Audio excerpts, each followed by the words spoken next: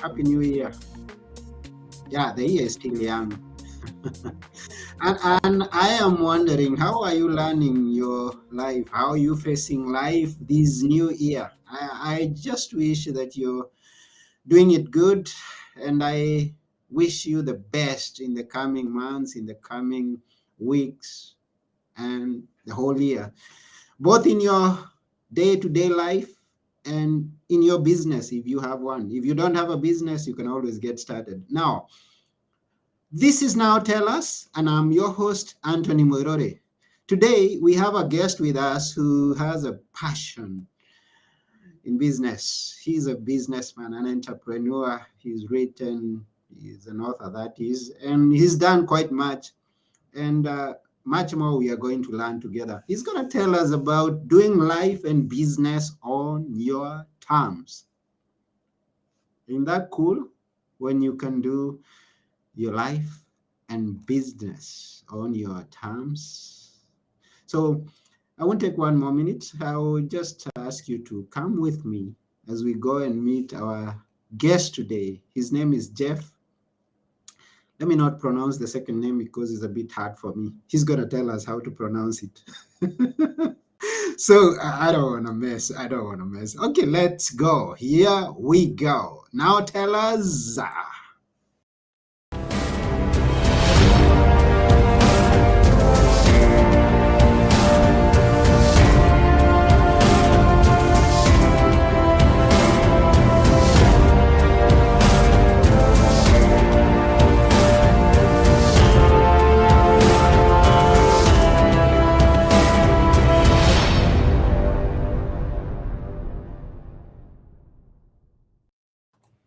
Hello, Jeff.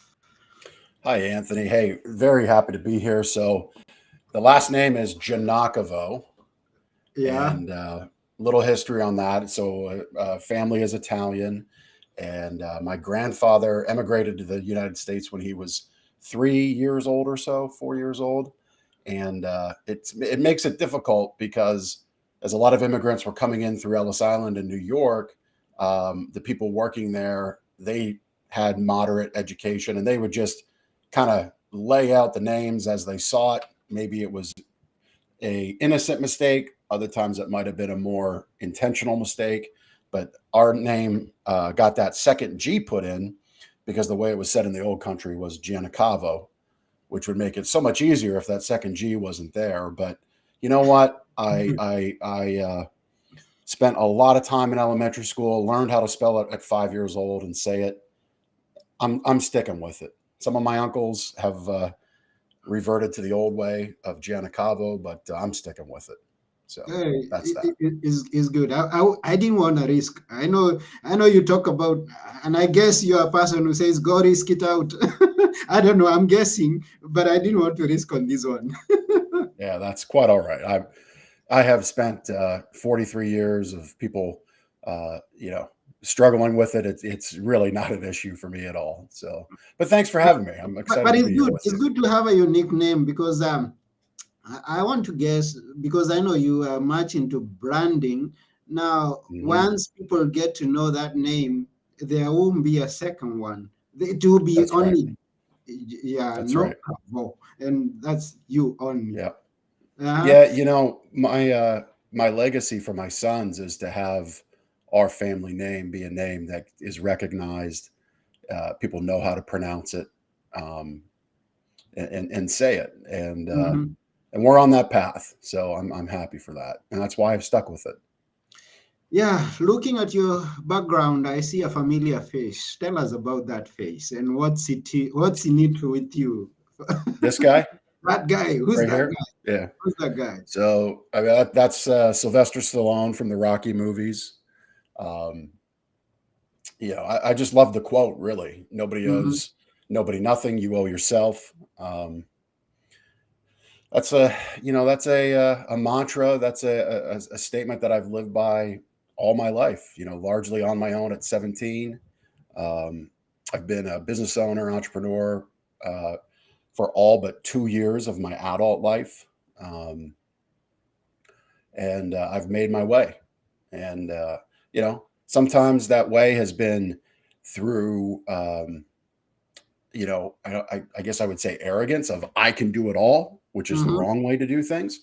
We go farther together. And I've learned that probably in the last 2/3 of my entrepreneurial career. That first third was definitely a difficult one because I kind of saw the control that I had to keep in place. And for me, I learned if we can bring teams in and be a better leader, you just go a lot farther, faster.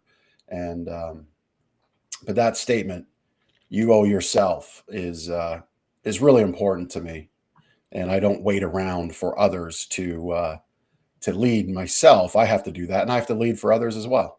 So, Mm. Now that's a cool one. Nobody owes nobody nothing. You owe yourself. And that's why we are yep. talking today about doing life and business on your terms. I discovered that you've got quite much going on. Uh, you've Hmm. got much. Now, in what things are you in? Like what what are you? I mean, let the people, because All I the thought of introducing you before, and then I thought, this is going to take a lot of Yeah, a which big, one of the things do you pick? Right. yeah. So, I mean, I guess, Anthony, it might make sense to explain my philosophy on business first, and then that Hmm. will explain why I'm involved in a bunch of different things. That would be good. So, um, my own brand is called my brand's called the Big Ticket Life, and it's all about doing life and business on your terms. My belief as business owners is that you need to be your own investor. You need to sit in that own investor chair within your business and do actions, make good decisions, which is the only role of a business owner is to spend every day making good to great decisions for your business. The only time you're going to do that is in that investor seat in your business. Okay. So, for Hmm. that reason, that belief system, that way of operating, I have a number of interests. I have a retail mattress store where we focus on a 5-star sleep experience, where we curate the best of the best. I have a partner in that business. I'm the visionary and he's the integrator. But he's not the guy stuck there all the time and I get to go do what I want. He has his own schedule. Hmm. Each of us are only at the business 2 to 3 days a week, and we're not there working with customers. We're there making good decisions for the Hmm. business, Hmm. and in that time leading our team. Our team takes care of that business for us. My big ticket life business. That's all about helping integrator led businesses, people that are really good at doing the work, leading the people, building a team, but they get stuck in the path of what their industry does, what their industry constrains them to. So, as a Hmm. visionary, I bring my service and I say, what if we did this? What if your team operated this way? What if we repackaged a service in this fashion?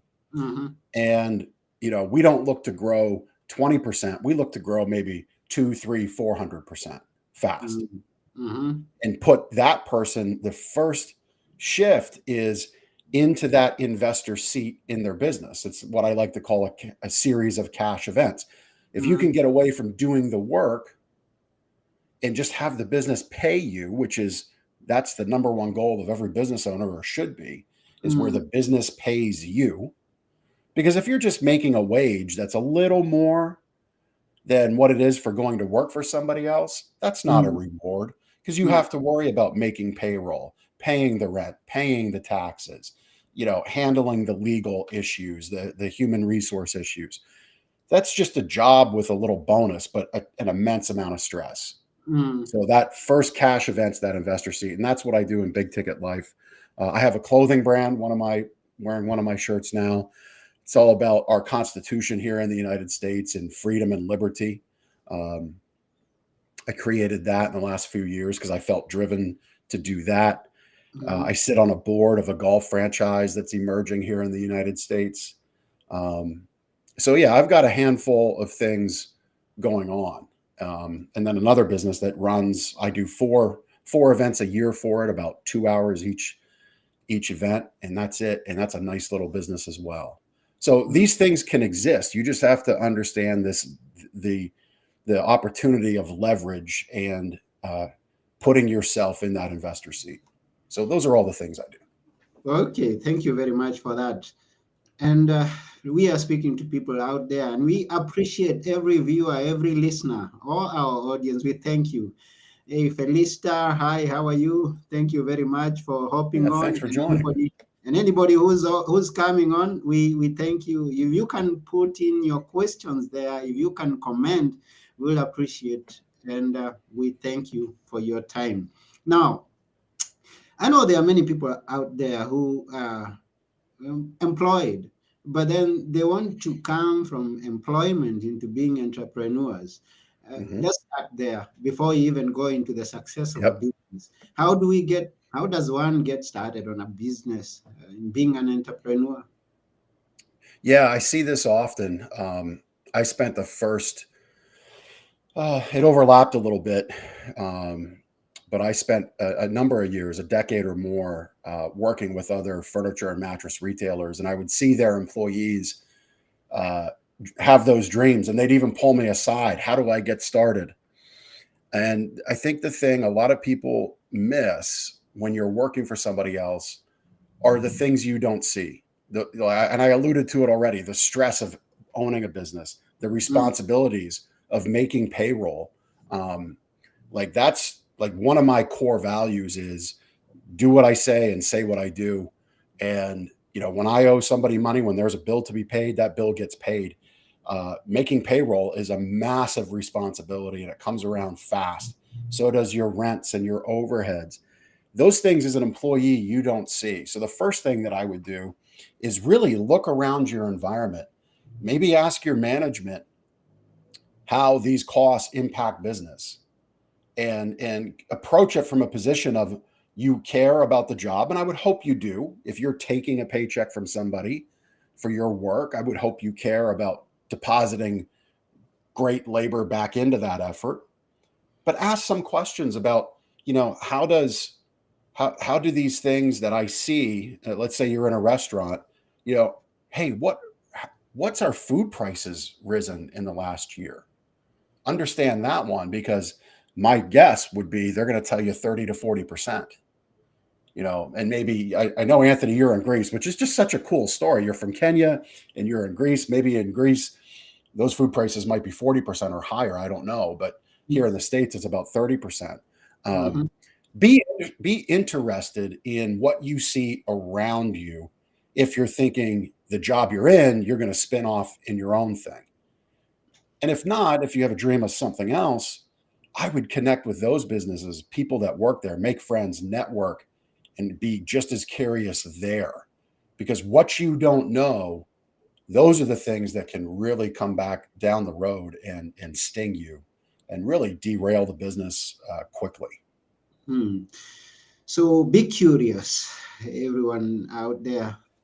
The idea is to be curious, get to ask, get to learn, get to research, and even before you make that move into going into business. And we talk about business success, and I know you've given some advices elsewhere, some remarkable, some respectable places. Now, Hmm. we will benefit from your advice, and I know you're very passionate about marketing. Can you drive Yes. us into making a business successful? Yeah, using marketing. Yes. Mm, Before I go there, the other thing I'll say about starting a business is whatever you anticipate your needs are for cash flow, liquidity, investment, add 50 to 100% more, because it's always you're always as curious as you might be, you're still going to miss things. You might start at a time when it's a little harder than expected.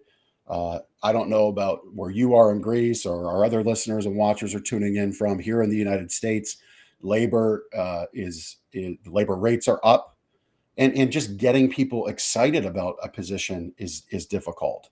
mm, Um, so those expenses right now are very topical.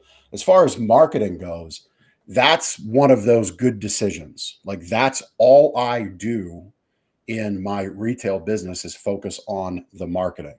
mhm, Um, and creating marketing assets. So the best thing you can do as an entrepreneur is kind of let's lay out the events, lay out the ways you're going to send your message out to your customers, your prospects, your patients, your clients, whatever you call them, and Mm-hmm. establish that marketing calendar. Do that first, because those holidays, those days come around quick. Let's say the Christmas season is a big time for you. You're a gift store. All of the sudden, it's Christmas season, and you're behind the eight ball on marketing. That's really bad. So use a calendar, create a separate calendar in whatever platform you use, and lay out your marketing dates, when you need to start a campaign, when you need to maybe get it created, proofed, printed, mailed, put online, whatever it is. Lay out that calendar, and that becomes an asset in and of itself. But then fundamentally, the thing that you really need to connect to with your customers is that purpose of why you're in business. And it's Mm-hmm. not just to sell something, right? So, Mm-hmm. our purpose, and I use my retail mattress store as an example because it's the business I have the most control in. I mean, the other stuff I work on, it's other people's budgets. It's, I guide and counsel, but ultimately they're the final say. So I use my retail store as the most of the examples that I'll give. And the purpose of that business is to help our community wake up happier, be more productive. Because when our community is more productive and happier, our business is better. If we have a strong community, we have a strong business. And we Mm-hmm. really believe that. One of the ways we believe in that is we're live, so we can see it on the camera. This is a book, Sleep Better. We wrote this. And Mm-hmm. this book is all about establishing a better sleep routine, better sleep hygiene, um, learning how to sleep in a different position to relieve pain and stress on your body. And that book has actually helped people delay their purchase or put off their purchase. They've told us that. It's also helped people understand why they failed with prior purchases. And it's become a cornerstone piece of our marketing, where it's in every ad, it's in every digital ad that we put out. It's lead generation, it's a referral piece. It has been, we like, I just did a seminar yesterday at a fitness center, and basically the seminar brought the book to life, and that book was a gift to every attendee. Mm-hmm. That is a marketing asset that becomes a cornerstone of what you do. It really becomes like the driving principle of the business. Okay. Mm-hmm. We say things in that book that preclude us from doing things like our competitors do. Okay. Mm-hmm. Like one example is having a cell phone, and I've got my cell phone right here. Reading Yeah. your cell phone in bed at night is terrible Mm-hmm. for your sleep hygiene. That Mm-hmm. blue light comes off your eyeballs, or comes off the phone into your eyeballs, tricks your brain into thinking it's daytime, and you get less restorative sleep.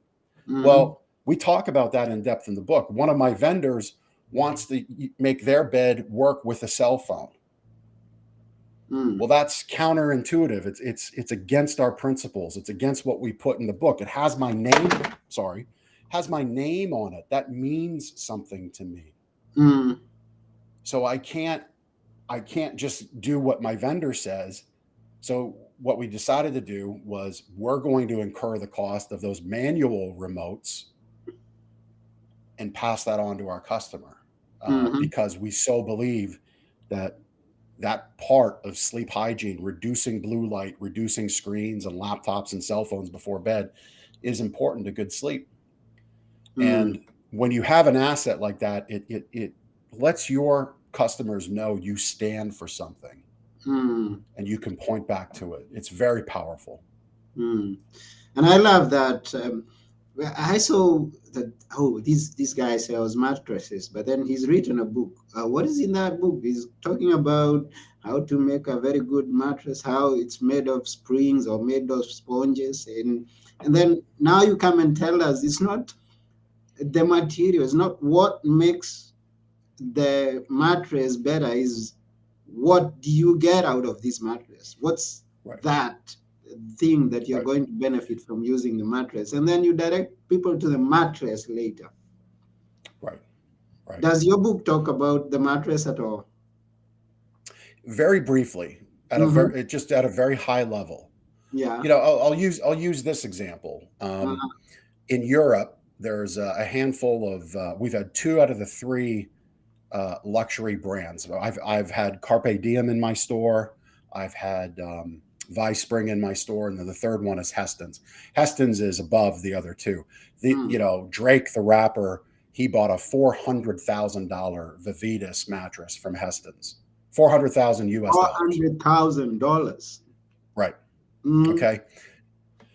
I'm sure it's amazing. I'm sure Drake was very happy with his purchase. If his sleep routine, if his sleep hygiene, if he's, I'm not a perfect gentleman. I drink an energy drink throughout the day, but I do stop caffeine at 2 o'clock in the afternoon, my time, because anytime after that, your body processes it too late in the day and it affects your sleep. If Mm. he's drinking coffee and caffeine till midnight, if he's on his phone tweeting and on Instagram till 1 a.m., if he's eating food more than 3 hours before bedtime, he is not maximizing that investment. Mm. And I told customers in our store, you could spend $20,000 on a mattress or $30,000 on a mattress, which is where our level topped out. But the reality is, it's just the launch pad.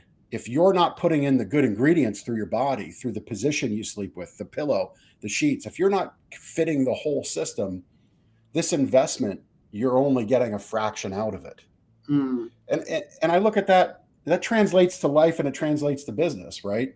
If Mm-hmm. you're just doing one thing really well, but your marriage is suffering, let's say you're a great team leader, people around you love you and respect you, they'll follow you, Mm. but you put all that effort into those people and not your spouse and your children at home, that's bad. You're bringing that stress on both relationships. Mm-hmm. Um, if you're not understanding that you need to be the marketer of your business, that's like the good decisions you need to make each day. Mm. Well, now that team that loves you, they begin to resent you because they're not making enough money Mm. because the business isn't growing. You have to cut payroll, you have to cut people from staff. Your Mm-hmm. your family at home can't have a nice vacation, right? So Mm-hmm. you in your business, kind of like in my retail business, you're like that launch pad as the owner. you, Mm. you have to be the one that accepts everything on your shoulders and manages it. It's a robust position, it's a very powerful position, but you have to be in control of it. And that's why I'm so big on doing life and business on your terms, shedding the stuff that people say you should do. Well, Mm. maybe it's good for that business owner, but it's not good for me, it's not good for my purpose. Mm. And there are two terms that people confuse, and maybe you give us a light into this one, how you perceive them, or how we should translate them. We always hear about sales, and then here comes marketing. Can you maybe Mm, help us and differentiate? What's the difference? yeah. So for me, marketing is it's about creating who you are as the business or the person and how you help solve the world's problems. Mm-hmm. Okay. Sales is reaffirming that belief in front of the person that your marketing message made the connection to, Mm-hmm. right? So, as an example, Anthony, you would say if you're in the United States, you would get my Sleep Better book because you're struggling with sleep. You think it's the mattress, but you have a hunch it's something else. So, you Google Sleep Better, you come across a blog post, maybe there's an ad that comes up for the book, you get the book. That's marketing. Mm-hmm. Sales now is when you reach out to my team, whether that's through our website, through a virtual appointment, over a screen like this, or you come into the business. Sales is the affirmation that everything you got, everything you learned about up to that point of a face to face connection matches up. Mm-hmm. Sales in 2023 isn't the old school hardcore close, push, push, push. That's out the window. There's too much information in everybody's hand with one of these right here, right? With a Mm-hmm. cell phone. Um, so you need to affirm you're the right fit and you close that gap of affirmation. Affirmation becomes so easy when your marketing messages are dialed in. Did I answer your does that answer your question? You did, and thank you for Yeah. that. Yeah. And I am having people here, and thank you, Chris. He popped in and he says that certainly Jeff stands for something. He's a true leader. Chris Stone, yep. He affirms Chris that. is a yeah, Chris is a friend of mine. I appreciate that, Chris. Means a lot coming from you. Yeah, and everyone else out there, we appreciate you. And we are talking about doing life and business on your terms. Now, the question comes, how do you maximize on this? Or so, how do you make a balance between the two? And in every Yep. area, you're Great doing good. question. Mm-hmm. So I actually script out my day. Okay. Mm-hmm. I don't have it with me here today because my script for today says I'm in this office doing podcasting work for about 4 hours. Mm-hmm. I've got a bunch of events lined up this afternoon. But a scripted day, this could be you could have a bunch of calendar settings in your calendar. I prefer writing it down. I've had a bunch of different things I've tried. There's habit apps, habit tracking apps out there. Um, you can use your calendar, but I actually print out a sheet, and I at the top I have the core things I want to accomplish every day. One of those is reading. One of those is meditation. One of those is getting in time with my sons and my wife. Uh, One of those is movement. You can tell I'm a bigger guy. I'm a little heavier than I should be. I've got Mm-hmm. some physical issues that I have being corrected here in February of this year. But some movement for me is important, and I check those off. And then a little further down the sheet are things I want to focus on, big questions that I want to answer. A good Mm-hmm. question in your mind motivates your mind. It's an open loop. So ask yourself a big question. How do I how do I hit that new revenue goal? What is that marketing asset? Maybe a book isn't for my customer, but maybe a tip sheet is. What's that purpose in my business? Those are questions you could ask. Mm-hmm. And then a little further down is the schedule. My schedule starts at 10 a.m., but I don't get out of bed at 9:45. I get out of bed much earlier in the day, and I'm doing my stuff. Those questions, that meditation, that reading, some of that time with my family, that stuff's a little earlier in the day. And that scripted day is powerful, and that's what achieves that balance. Mm-hmm. And then come 4 o'clock, the last time slot of my script is 4 o'clock. And then I'm done. I have my personal time. This really came to light. I had somebody I didn't say I worked with, but they were in my network, and she was a realtor. And she's like, I could never do that. I get people that call me at all hours of the day. I said, let Mm-hmm. me ask you something. People that call you at all hours of the day, are they the majority who buys a house from you, or are they in the minority who buys a house from you? She said, the minority. I said, what's that percentage of your business? And she said, well, it's probably less than 5%. I Mm-hmm. said, and if you lost that 5%, but you had better balance for the majority of time in your day where your better customers come from, what would you do? Do you think you'd get more listings? Do you think you'd sell more houses? She said, absolutely. I said, the answer is pretty simple. Turn your phone off, put it on do not disturb, set boundaries, because in these instances, these people were just it was like a trigger reaction. They were like, "Oh, I saw a house at 1 a.m. in the morning. Let me call this realtor to ask a question about it." Mm-hmm. Or let me do that at 6 a.m. And that kind of relationship is not a productive relationship. And when she really did the work and really dug in, it was less than 2%. I said, well, that you could just immediately let go of right there. Just stop taking those phone calls. Mm-hmm. You need to set a better expectation up front of how you work together. Give them, here are the ideal times to get a hold of me. Mm. And that's at 4 o'clock. Phone is off. You've switched off. Now, you have a team. Does the team keep going after your? I mean, because you are an entrepreneur, you are someone who Yep. has people looking after your business because Yes.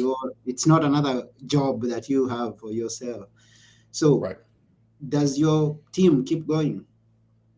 Yeah, I mean, my team has a good balance as well in retail, and the people I work with. This is some of the biggest stuff we have to do is kind of correct this because when their teams have what my team has, things really change and become powerful. So my team in retail has the same 2 days off uh, almost every week of the year. The only thing that impacts that is maybe vacation coverage, but we always make that up either the week before or the week after. Mm-hmm. So they have the same 2 days off. It's a consistent schedule. We don't bother them after hours. Mm, If I have to send an email, if I have to send a message, it's an email, so they don't have to look at it on text message or another app like WhatsApp or anything. mm, Um, I respect their boundaries, okay, because they respect what I ask of them and perform extremely well in the time that we're together in our workday. And I believe that's incumbent. I believe that's important for a business owner to look for is that, yes, people work for you. Yes, they earn a paycheck with you, but they are making an exchange. They are giving their precious time, just mm, like your time is precious. They are giving that time to you.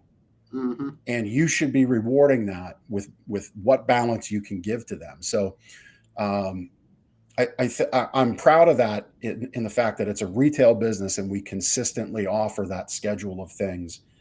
We pay well.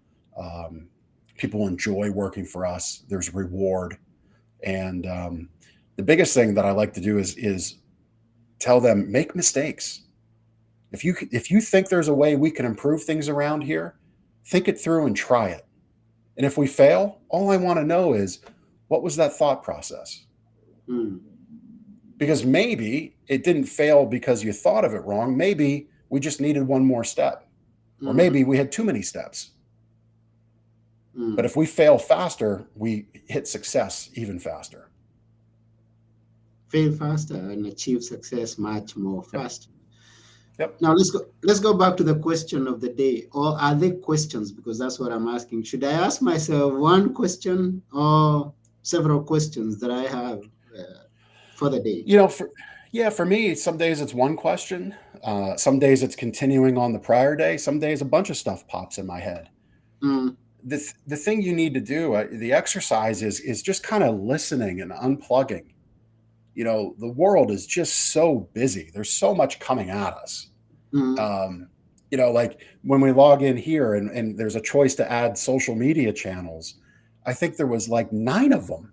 mm, And like like as a business owner, where do you go? What do you do? Is TikTok needed? I don't know. But if you just keep responding and saying, yes, TikTok come in, yes, Twitch come in, yes, this new media come in, yes, this new employee get all this time for me, yes, customers call me at 1 a.m. You never have time for yourself. You never have time to think. And you never have time to listen to what the universe is giving you.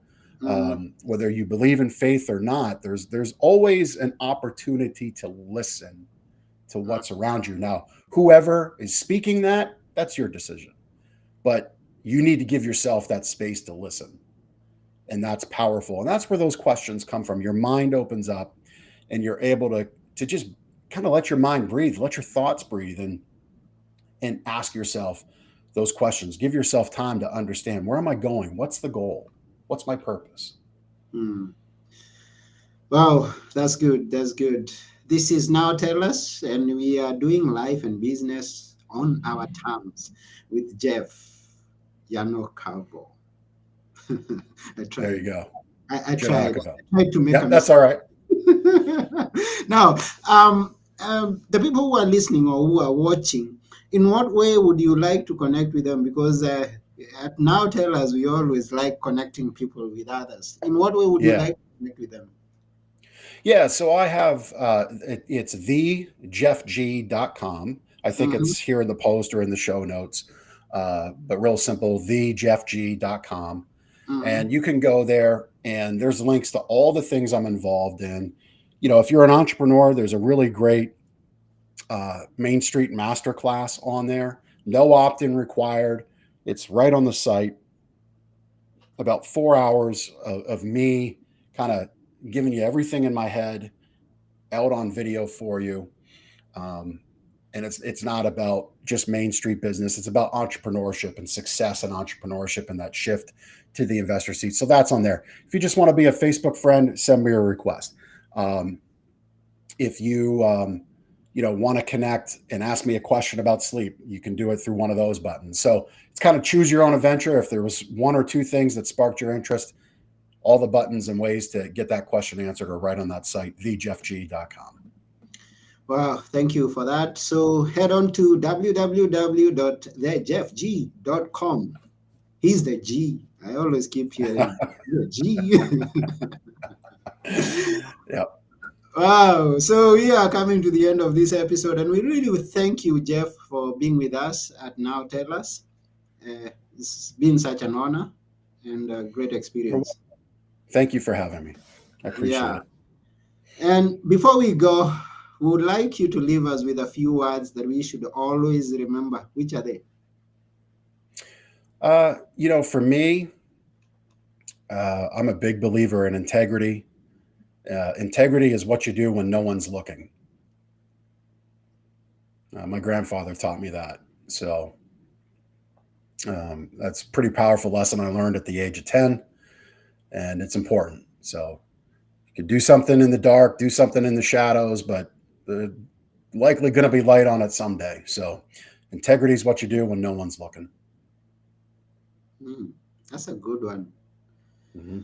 So, to all the audience out there, those who are watching us live and those who also get to listen and watch us after we are through, integrity. What do you do when nobody's watching? Go think about it Yep. and always remember that and say it's Jeff Giagnocavo who said it. Yeah, There you go. that's all Third right. time's the charm, Anthony. Great job. Try, and try again until That's you right. make it. I'm going to keep on practicing even after we are through. Very good. Because sometime in the future we may just meet. We never know. Yeah. Yeah. Okay, so that's about it today at Now Tell Us. We thank you, each and every one of you who's been with us. And I've been your host, Anthony Morore. And together with Jeff Giagnocavo, we are saying bye for now. Take care. Thank you for having me. Okay, bye.